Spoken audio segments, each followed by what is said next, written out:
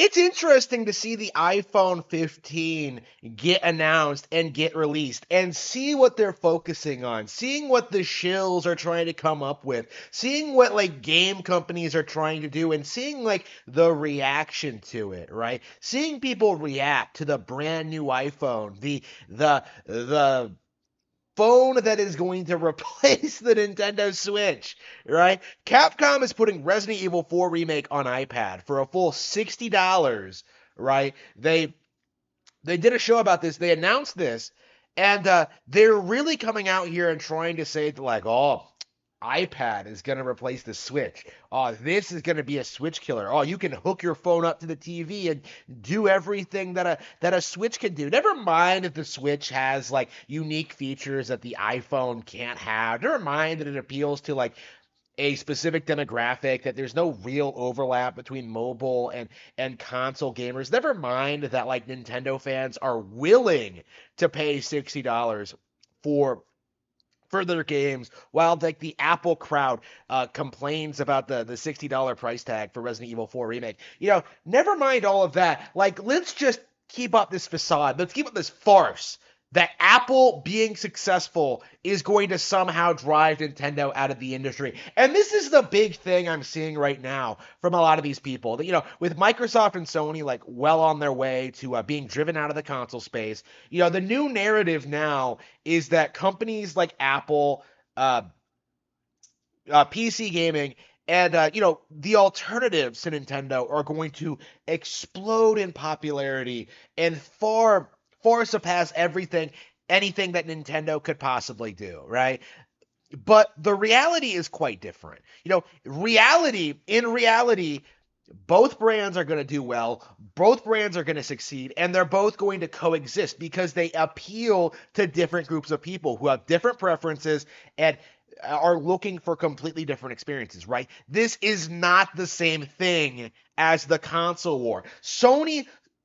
Sony promoted themselves based on this idea that they were the futuristic gaming platform for hardcore mature gamers, and that Nintendo was old news, and that they would someday be forced out of business and be forced to develop PlayStation games just like every other developer, like Sega, like SNK, like all of these companies, right? That used to make consoles that Sony like drove out of the industry. Like that was what was supposed to happen, right? Nintendo was threatened by PlayStation because PlayStation was outright trying to drive them out of the industry, right?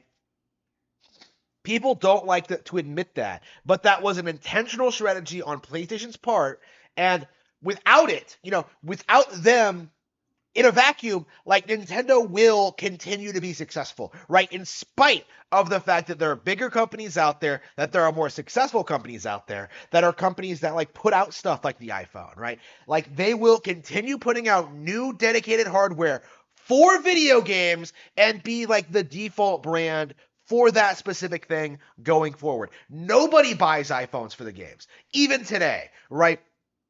And with it feels like right now, with PlayStation and Xbox going out of business, like leaving the console space. Phil Spencer has admitted this several times that like Game Pass is the last stand for Xbox, and that like Jim Ryan being kicked out. PlayStation's not doing too well either, right? With the writing's on the wall and has been for a long time in that regard, that Nintendo is going to be the dominant console brand going forward. There is like the third party developers, the companies that desperately want to avoid supporting Nintendo consoles, who want to have this like free reign to do whatever they want, to have like to throw microtransactions on everything, to have like battle passes, to push live service games. Like these companies are going to flock to PC and Apple, trying desperately to get you invested in that platform, trying desperately to do everything they possibly can to keep you from like discovering that Zelda is better than everything they put out, that Pokemon is the biggest thing in the world, that Mario, 2D Mario, has is an IP that can appeal to generations, right?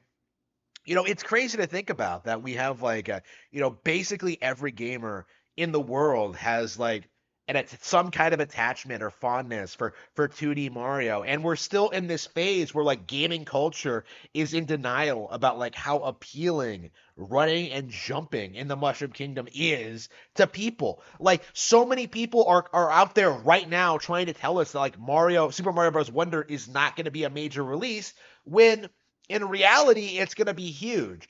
Going to be a phenomenal hit, and it's going to completely blindside the rest of the industry. Like it is appalling to see people like constantly act as if like iPad or PC, like Apple or PC can do anything to stop Nintendo's momentum because they absolutely are going to continue to succeed for years to come.